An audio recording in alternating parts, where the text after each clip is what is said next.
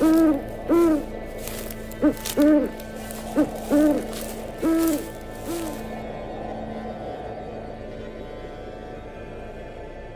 გვიანია. უნდა ვიჩქარო, დილით ისევ სამსახურში უნდა ვიყო. ბიჭუნა სამსახურიდან სახლში ბრუნდებოდა. ის მიმტანად მუშაობდა და როგორც ყოველთვის შეაგვიანდა. წესით ხვალ უნდა დაესვენა, მაგრამ მან დამატებითი სმენები აიღო, ფული სჭირდებოდა. რა უცნაურია, თითქოს აქ არასდროს ყოფილა გადასასვლელი, როდის გაჩნდა ეს აქ. თუმცა კარგია, უახლოესი გადასასვლელი შორსაა.